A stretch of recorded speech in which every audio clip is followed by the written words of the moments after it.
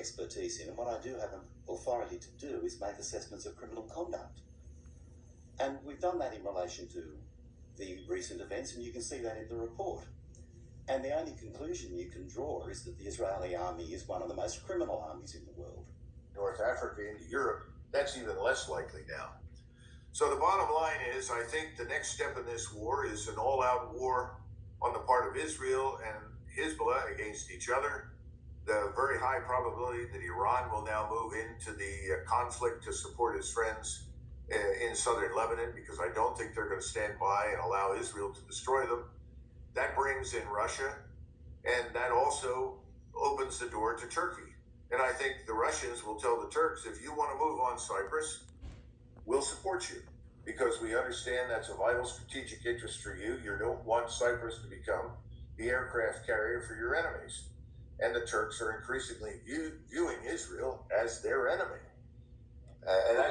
So, Doug, this brings up some humongous. There's geostrategic issues that are just off the charts here, and I'm sure that you're probably going to touch on them in a second. But there's some huge prospects of problems on the tactical and operational level for the United States. We're already into the red in some of our stockpiles of ammunition because we've been given so much to Ukraine. Now we signed a 10-year prospect to allegedly let that turn into basically a forever war.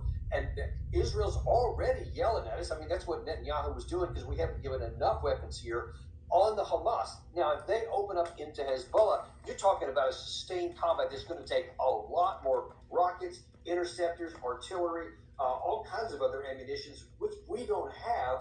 And now that you spread that out over a two-front war while we're doing Ukraine, Doug, we don't have enough for that. Well, we've not even addressed the vulnerabilities of our forces that are still sitting in the Middle East and the various bases there, which are easy for the Iranians to target. The Iranians have always exercised restraint when they saw that they were walking up to the edge.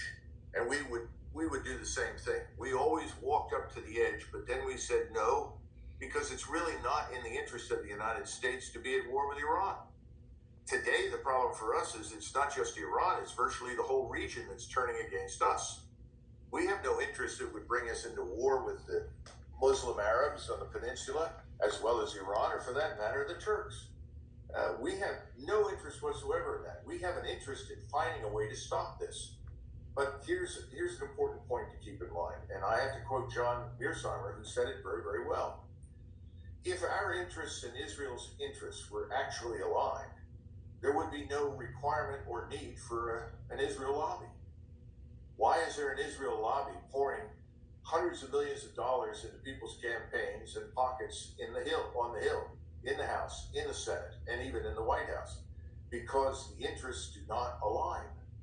So they have to be artificially constructed. And that's an artificial construct right now. And I think once the American people discover what's going on, and they'll probably discover after we begin to take losses at sea, there's going to be hell to pay in Washington. No amount of money will ultimately buy off the American electorate. The American electorate is not going to be pleased if we take heavy casualties. And I think that's a real possibility. And again, I go back to Russia doesn't have to engage directly. They can support Iran, and they can also support the Turks. And the Turks are going to be very unhappy about these developments on Cyprus. The Turks are already watching carefully to their eastern border, where the Israelis have been hard at work, as well as we, in inspiring the Kurds to attack Turkey. Why would they do that? Because that's a distraction. That diverts resources in Turkey away from potentially being used against Israel. But I have another emergency alert to share with you guys. Right now it is 14:34 Eastern Time here in the United States. And we have some major breaking news coming in from Lebanon. So what you're looking at here is video footage coming out of Beirut, which is the capital of Lebanon.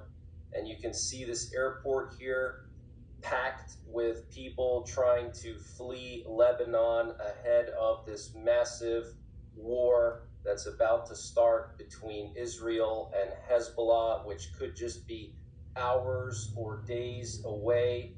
We also have some breaking news that Israel has started to deploy major infantry and armored forces to the border of Lebanon. This is being reported by Ynet News, and we're hearing that planes are leaving the Beirut International Airport every few minutes. Okay, so this is absolutely insane, and when this war kicks off, I will be live streaming 24/7 to cover this. So make sure you're subscribed, make sure you have the notifications turned on, make sure you're following me on Telegram and Twitter. And Kuwait has announced that they're going to be increasing the number of flights to Beirut to bring some of their citizens back to Kuwait. And this comes after Canada announced yesterday that they were preparing to evacuate 45,000 Canadians that live in Lebanon. And Haaretz News is reporting that Israel is about to end their operations in Gaza to focus on their war in Lebanon. And CNN is reporting that U.S. officials reassured top Israeli officials that if a full-out war were to break out between Israel and Hezbollah, the Biden administration is fully prepared to back its ally. And Israel has informed the U.S. that it will start its attack on the southern part of Lebanon through the ground under the cover of intense airstrikes. This was reported by CNN. So they're going to be doing massive airstrikes, and they're going to also be doing a ground operation as well, very similar to what they did in Gaza, but the airstrikes are going to be much more massive because Hezbollah has thousands and thousands of artillery units that can do a lot of damage to Israel. So Israel's going to have to neutralize all those artillery units. And it's very likely that the U.S. and Great Britain will be involved in the air campaign. It could be something similar to shock and awe in Iraq in the early 2000s. Could be like 2 to 3 days of just bombing all these artillery units to neutralize them so they don't devastate Israel. And American sources told Sky News Arabia that the USS Eisenhower, the aircraft carrier, is now on its way to the Eastern Mediterranean on a mission to support any military operations that may be imposed by developments between Lebanon and Israel. And this comes a day after it was announced that the Eisenhower was leaving the theater to go home to Norfolk, Virginia. And the Teddy Roosevelt aircraft carrier, which is currently in Asia, is going to head to the Red Sea. Guys,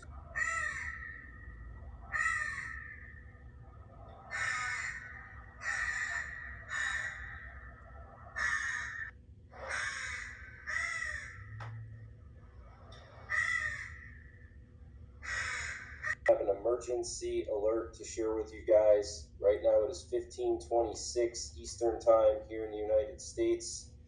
And we have some major breaking news coming in from the Middle East and from Europe.